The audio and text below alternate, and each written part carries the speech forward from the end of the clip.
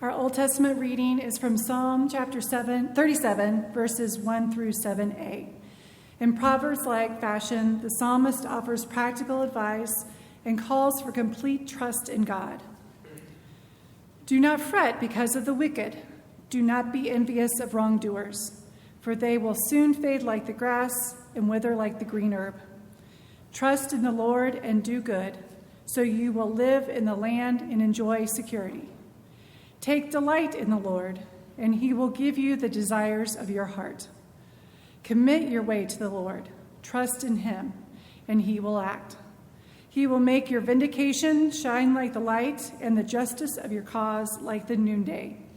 Be still before the Lord and wait patiently for him.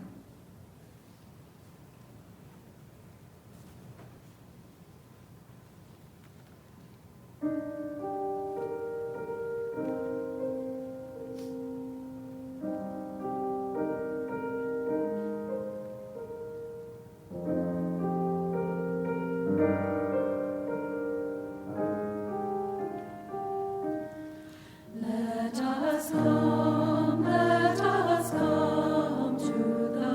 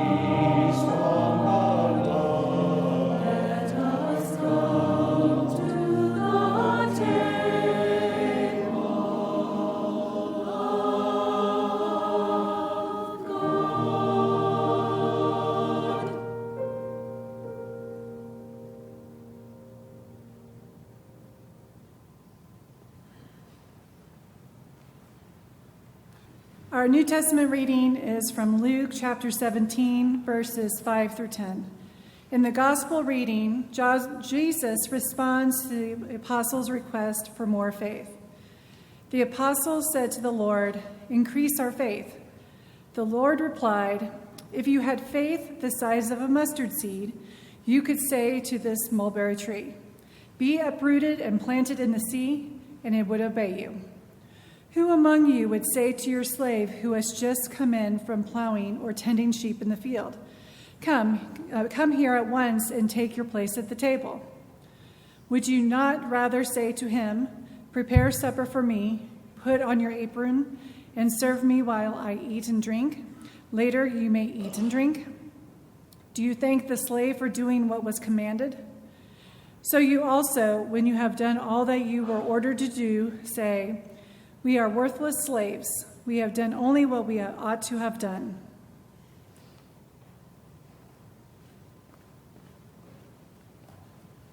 Remember when you were a child and your mom prepared your favorite food and you could have all you wanted?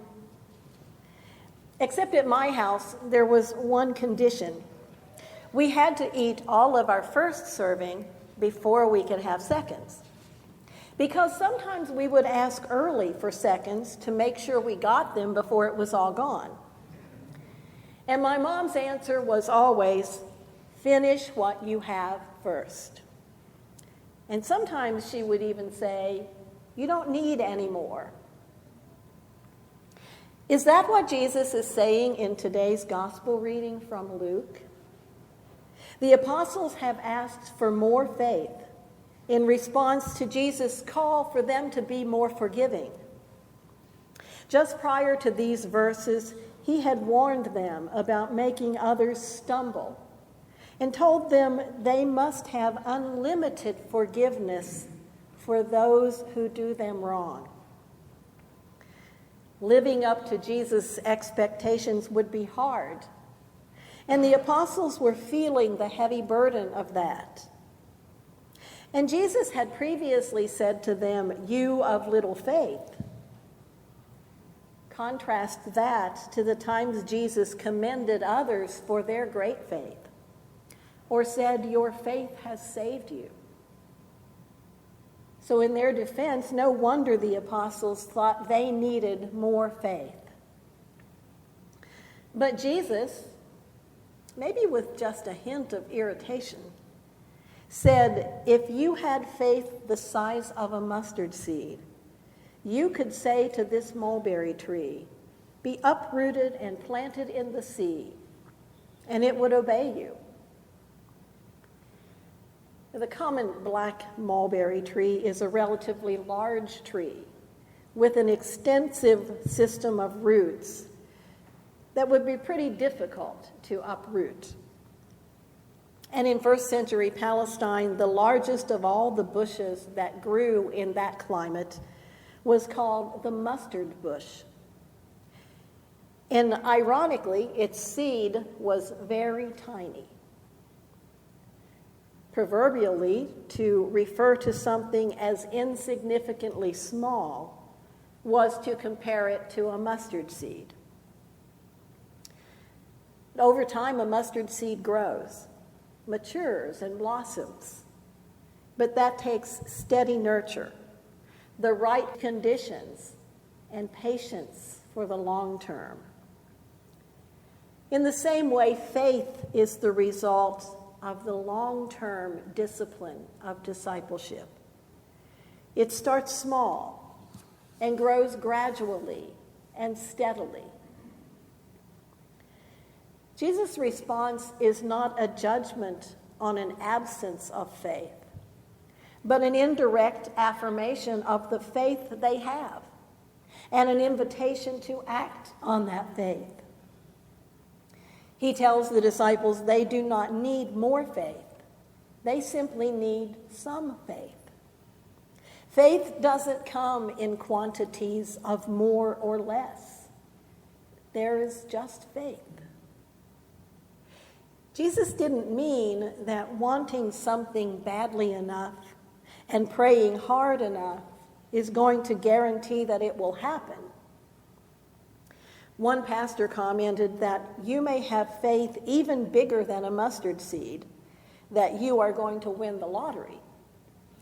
But if your faith is not in harmony with God's will, you're not going to be taking early retirement.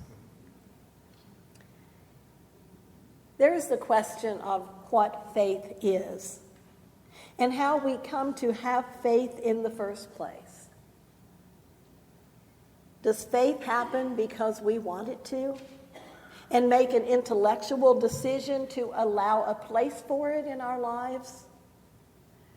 Or is faith entirely out of our hands, coming to us as a gift from God, one that we can neither demand nor deserve?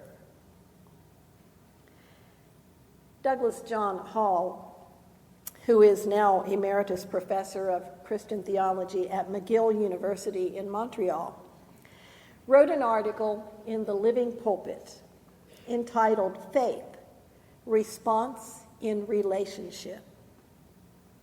Hall believes that to understand what faith is, we should begin with what it isn't. Faith is not assent to doctrines or creeds. Faith is not accepting on authority what one cannot personally experience. Faith is not a vague spirituality. It necessitates belief. He says that faith is response in relationship, an ongoing process, a trusting response towards God that leaves room for doubt, seeks understanding, is incomplete with a lively hope of completion through sight. New Testament scholar Greg Carey, who wrote our Lenten study book on Luke a couple of years ago, reminds us that faith is not an accomplishment or a mystical experience or a drug that gets us through life's ordinary challenges. He says, unfortunately, our culture has acquired a taste for spectacular spirituality. But by the grace of God, mustard seed faith and ordinary discipleship more often suffice. Lutheran pastor David Lowes defines faith as an adventure, putting one foot in front of the other and walking toward a future we do not see yet, but trust that God is fashioning. In response to the apostles' request, Jesus used the parable of the servant's duty to show them that to increase faith, one needs to drop the pretense of authority and simply seek to serve. To increase faith, we need to increase service. After all, disciples are servants, not masters. Actually, the text says slave. Although today we try to avoid the image of slavery. The reality and practice of slavery in the ancient world influences this passage. But the gist of these verses is that the life of faith is a life of service. Indeed, the slave in this story does double duty in the field and in the house. Faith is made stronger and more resilient as we go about the simple, ordinary chores of being God's servants. It is increased by doing our duty without expectation of reward.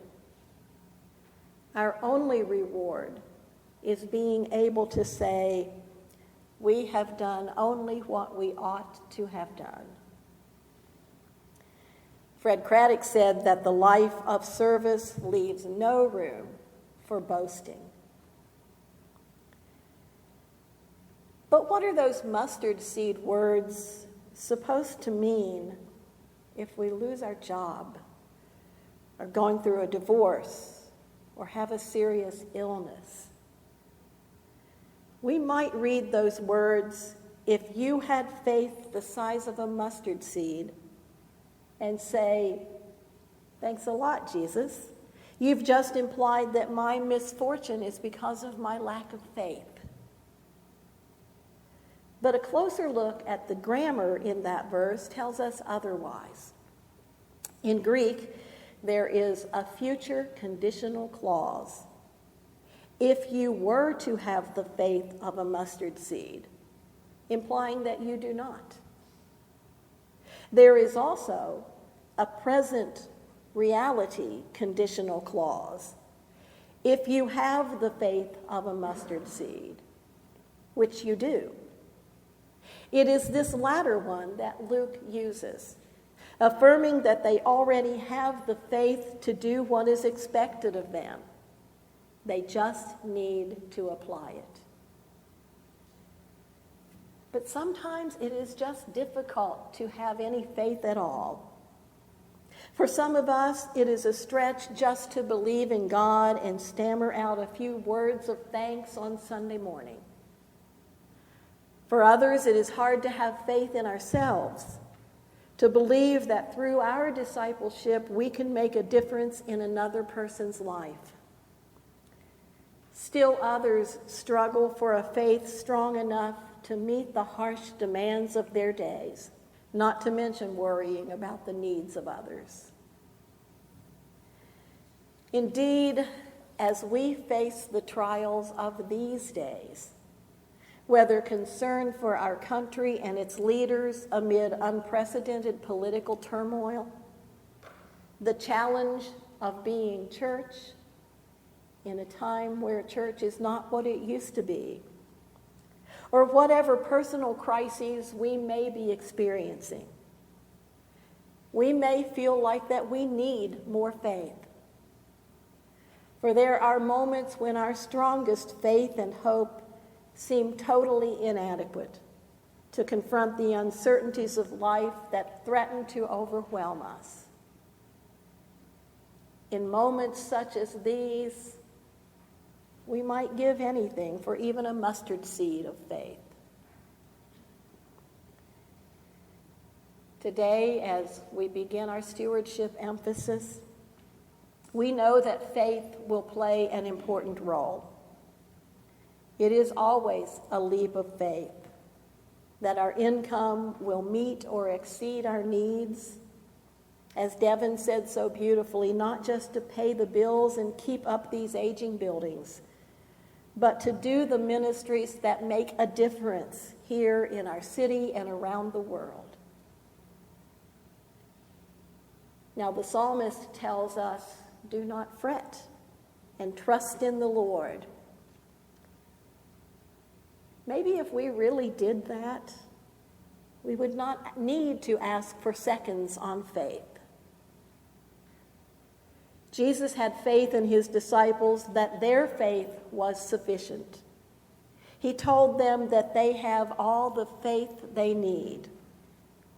And he has the same faith in us.